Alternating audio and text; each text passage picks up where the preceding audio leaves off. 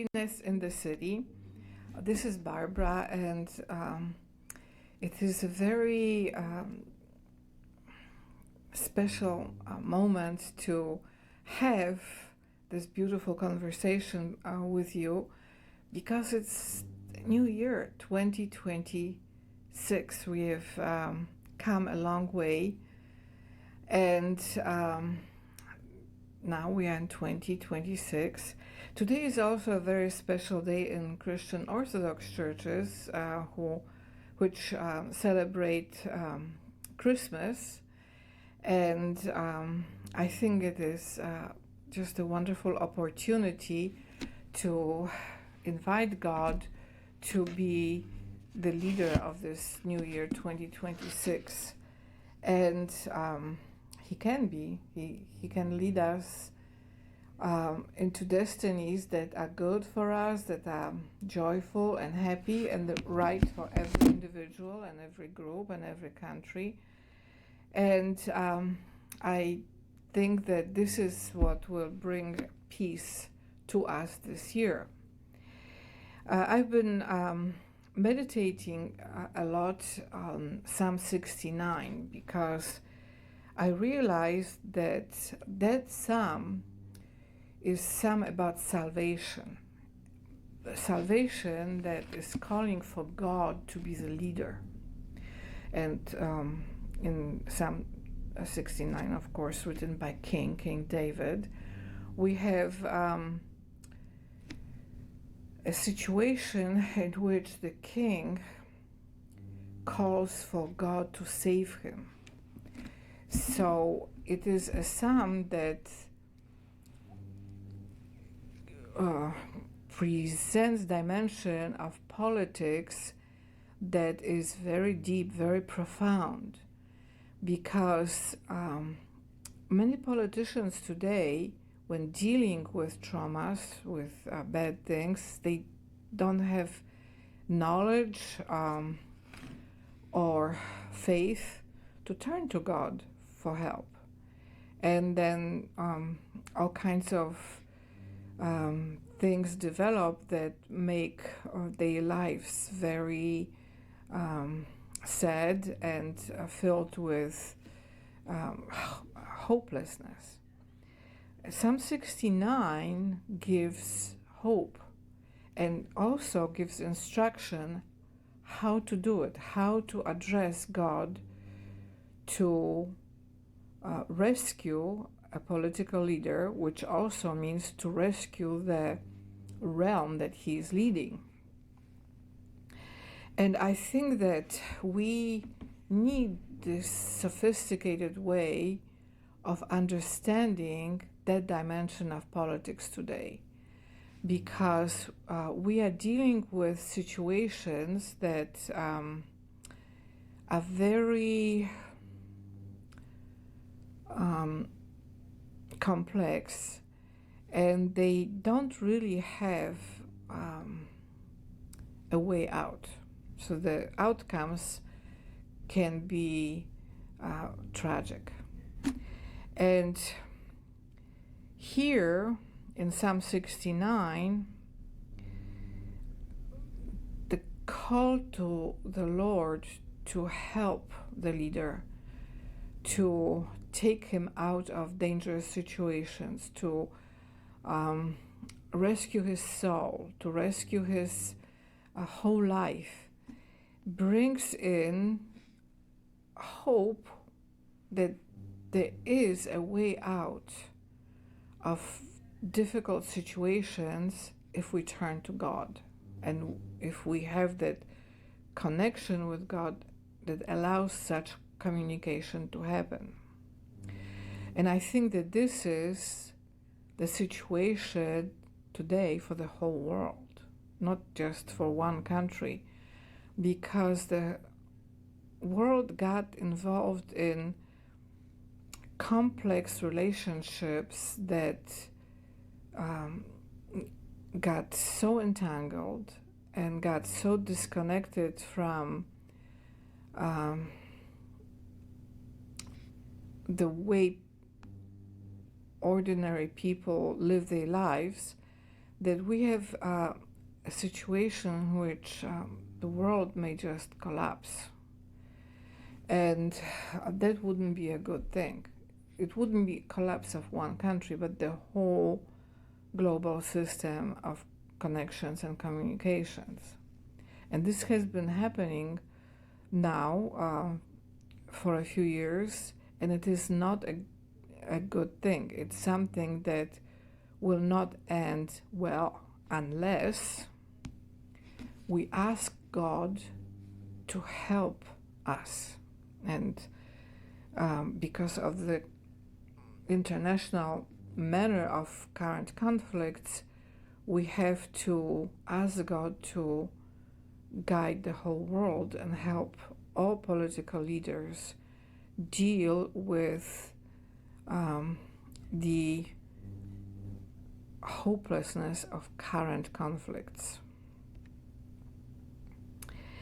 One of the things that Psalm 69 reveals is that the Lord may hide his face. And when the Lord does that, there is no way to receive blessing from his face. And that is the beginning of communication between a person and God. God has to bring in blessing from himself so that there is life in that communication. Human beings don't have life like that would allow to connect with God, but God can give that living connection to a man, woman, praying to him and asking him for favors and salvation. So one of the things that we learn is that we should pay attention to this, and we should have knowledge how to get trust that God's face will bless us, that God will not take it away from us, because if he does that, then it's the end of the story. But if he doesn't, if he opens his eyes, his breathing and his speech on us, we can receive life and blessings and salvation from him. And when we study Psalm 69, we see how it also discusses the differences between righteousness and wickedness, between people who are righteous and people who are not. But what is interesting, that the king understands that God is the one who deals with both. He's the one who knows how to praise and reward the righteous and how to deal with those who are evildoers. So this is a dimension of justice that many of us don't know exists. Recently, I started reading Psalms in Polish, my native language, in which I received very high education. But we never studied the Bible. I heard the Bible from church services, but my eyes, my perceptions never focused on reading the Bible. And I learned that in synagogues it's a normal thing. That's the first thing that children are taught about God, is being taught how to read the Bible.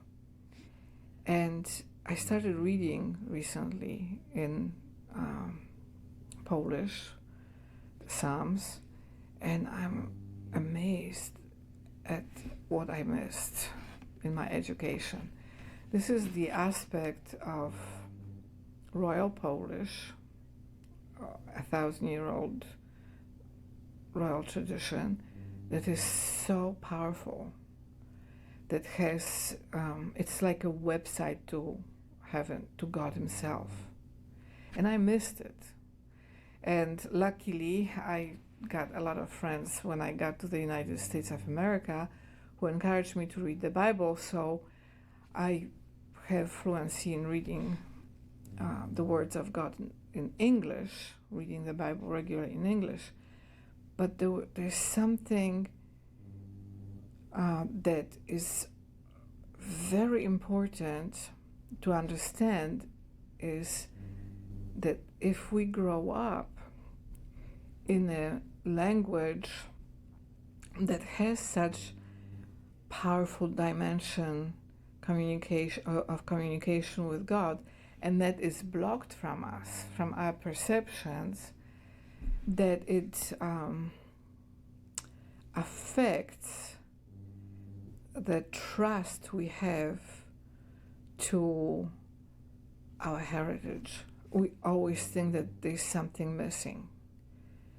And I figured out that is what was missing in my upbringing, that ability to have my vision be developed by what my ancestors have read for hundreds of years, 1,000 years. And though the ancestors of Israel that for a long time, for many centuries, 700 centuries, were part of Poland, and in a way they still are, though in a different way that originally was under Polish kings, then I realized that something as powerful as connection to the visual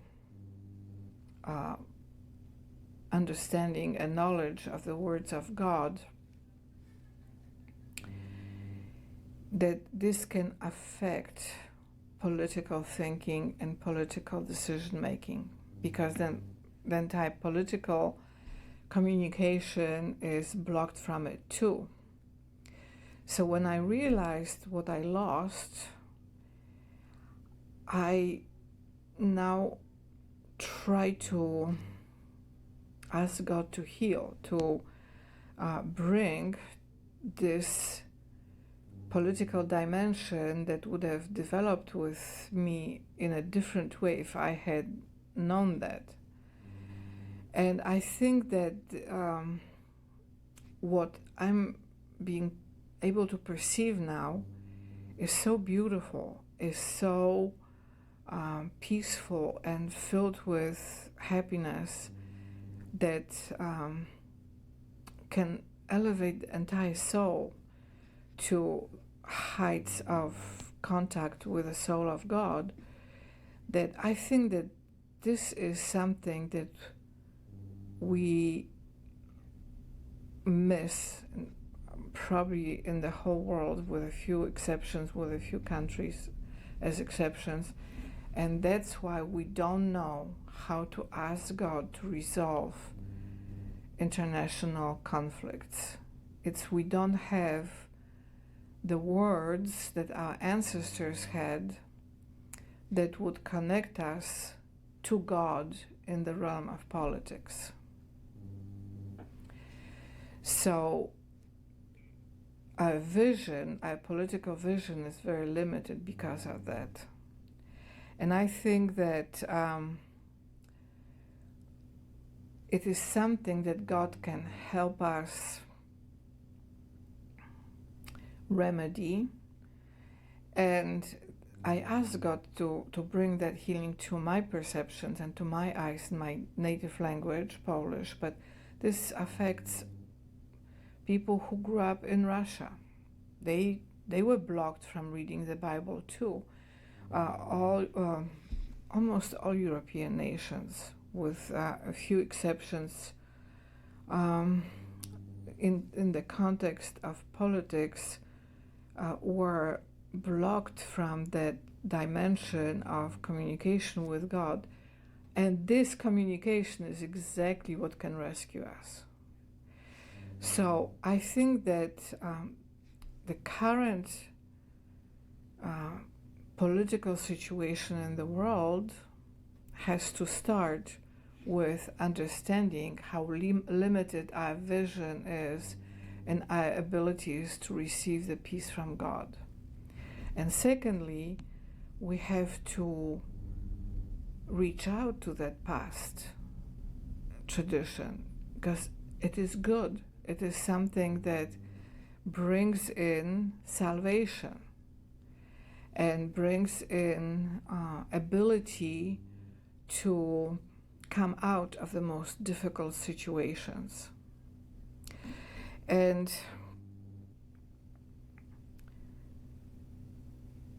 when we are taught how to deal with enemies today, the answers are very brutal. You just get rid of them.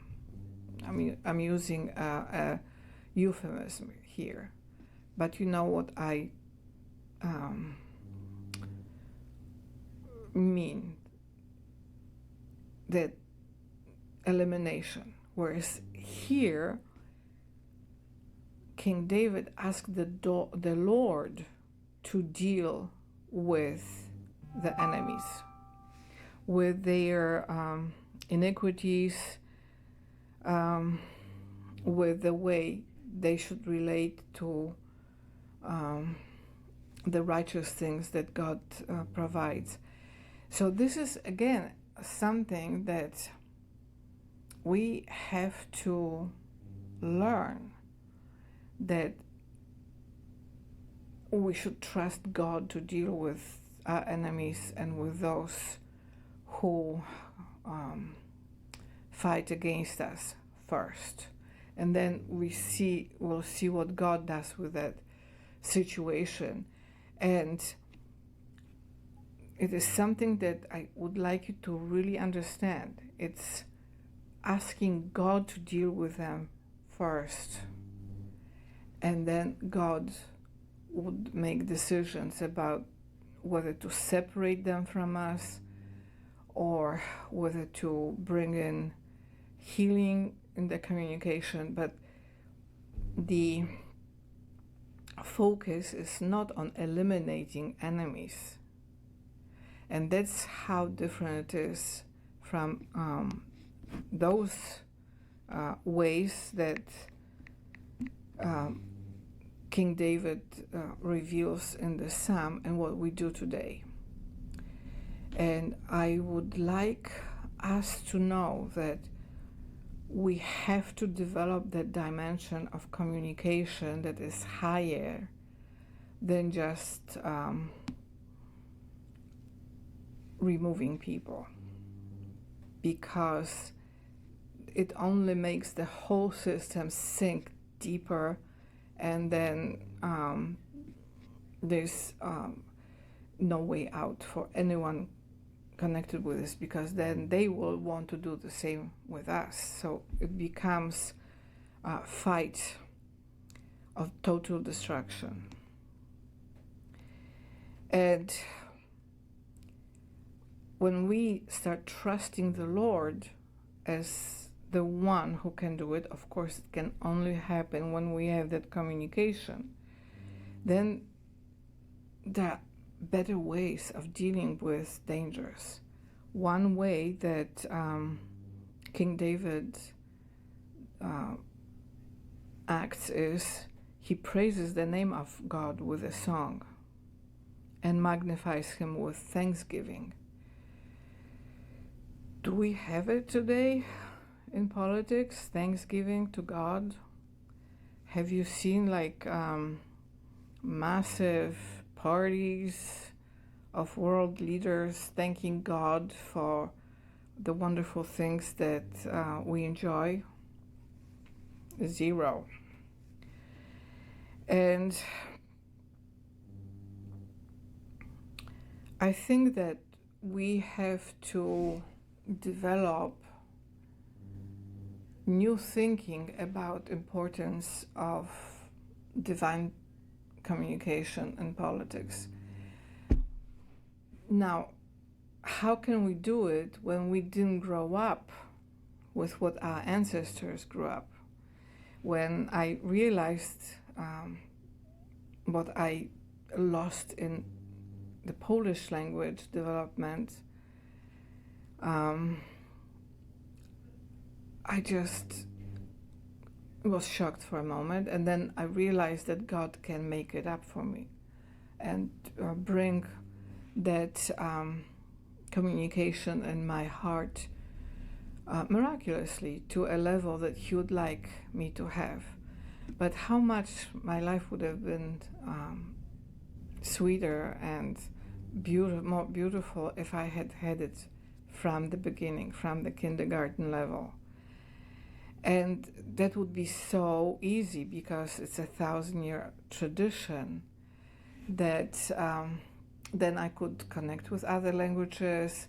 So that would have been a way of development of communication with God that would be as easy as breathing, because what King David teaches us throughout his Psalms, that we always hope for being with God in heaven, but we can also enjoy His presence here on earth. So this is a very powerful way to know that our lives can be improved in ways that are magnificent, majestic, beautiful, and absolutely glorious right here on earth, not only after we end our journeys here. So in closing, I'd like us to focus to regain and recover that great heritage of communication from our ancestors, that we would be able to develop dimension of virtue in our language that would first allow us to communicate with God and Him with us, and then for us to communicate with each other. This is much more powerful than focusing on the so-called hate speech or love speech, because those are all from within human realm. But when we start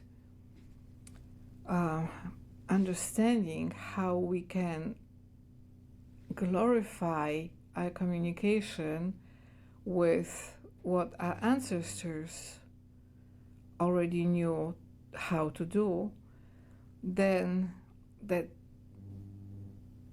majestic communication would solve a lot of problems, because we would know how to have that I would call divine elocutionary force in our communication that comes from pure love of God.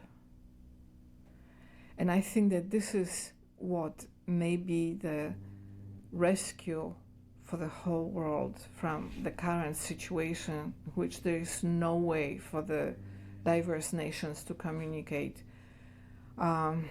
And focusing on markets is not a good substitute, because markets are dealing with labor capital, incomes, all kinds of shifting situations. What I'm talking about is immortal communication that can reach us, that would allow us to experience majesty higher than markets or conflicts. So I encourage you to search for it. Those who are in the English language tradition are very lucky because of the way the biblical teachings develop, that focus on the Word of God is very much alive and very powerful. And I thank America for it. This is the greatest gift I would have dreamed of getting. But then, even in English-speaking countries, there's this lack of connecting that knowledge of biblical English with political English. When you read the communications in English language, they are very profane, very simple and devoid of majesty. So the world, turn your attention to God and develop majesty in your communications that you will get from presence of the Lord in your politics, and understanding that such beautiful love and dimension of virtue from God is the foundation for world peace. So I wish us all a happy, majestic, and glorious year 2026, guided by the Lord.